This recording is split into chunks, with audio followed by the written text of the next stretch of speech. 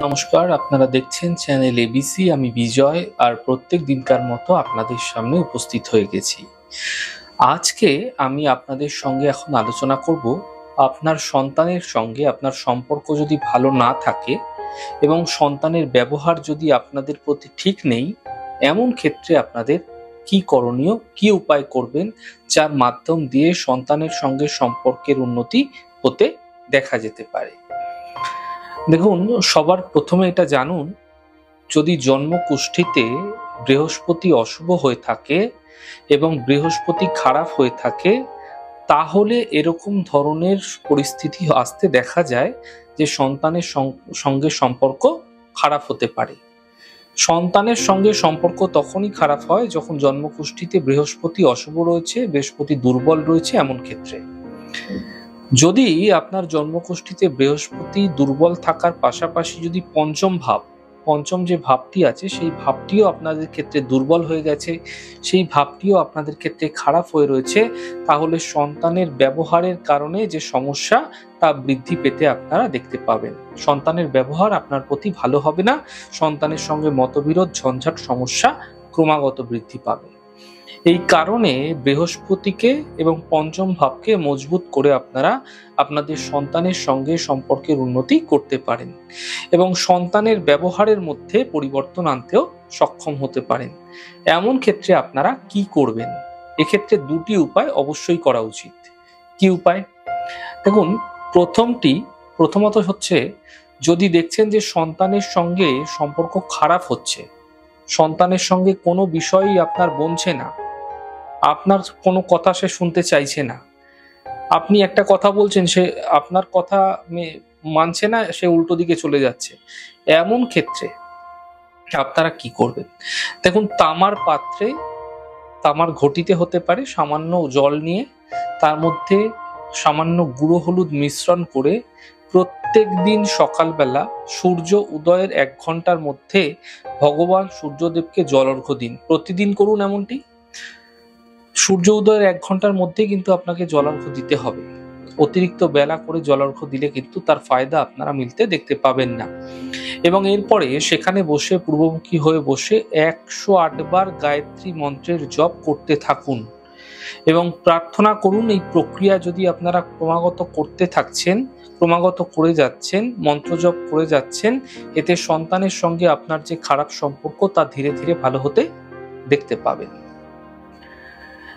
দেখুন, দ্বিতীয় সমস্যাটা হচ্ছে, সন্তান আপনার সঙ্গেই রয়েছে কিন্তু সন্তানের যে ব্যবহার, সন্তান আপনার কথা তো শুনছে কিন্তু সন্তানের যে ব্যবহার, সেই ব্যবহার আপনার ভালো লাগে না। সন্তান আপনার সঙ্গে এমন ব্যবহার করছে, এমন দুর্ব্যবহার করছে যেটা আপনার খারাপ লাগছে। আপনি সন্তানের সঙ্গে মানিয়ে নিতে পারছেন না তার ব্যবহারের কারণে। এমন ক্ষেত্রে আপনারা কি করবেন? এমন ক্ষেত্রে আপনার কন্যাও হতে পারে, আপনার সন্তান শুধু ছেলেই হবে এরকম বিষয় নয়, আপনার সন্তান কন্যাও হতে পারে। আপনার কন্যার যে ব্যবহার সেটাও আপনার কিন্তু ভালো লাগছে না। এমন ক্ষেত্রে আপনারা প্রত্যেক বৃহস্পতিবার সামান্য হলুদ গুঁড়ো নিন, জল দিয়ে গুলে নিন, গুলে সেই গুঁড়ো পেস্ট করা যেটা রয়েছে হলুদ, সেটা আপনারা ভগবান শ্রীকৃষ্ণের চরণে দিয়ে 2 হাত দ্বারা আপনারা লেপন করতে থাকুন। 2 হাত দ্বারা এই প্রক্রিয়া করবেন এবং সেখানে বসে আপনারা 108 বার একটি ছোট্ট মন্ত্রের জপ অবশ্যই করবেন। মন্ত্রটি হচ্ছে ওম ক্লিং কৃষ্ণায় নমঃ।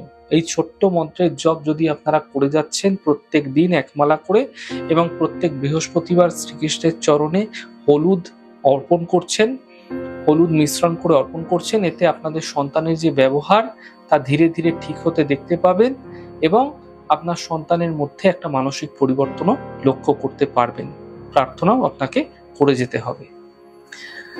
তৃতীয়ত, সন্তান তো খুবই ভালো, আপনার সন্তান খুবই ভালো, আপনার সাথে থাকছে সন্তান, আপনার কথাও শোনে, আপনার কথা মেনেও চলে এবং তার ব্যবহারও খুব ভালো, কিন্তু আপনার সন্তান জীবনে কিছু করতে পারছে না, তার জীবনে কোনো ডেভেলপমেন্ট নেই, সে কোনো সাফল্য পাচ্ছে না, সে কোনোভাবেই তার জীবনে এগোতে পারছে না।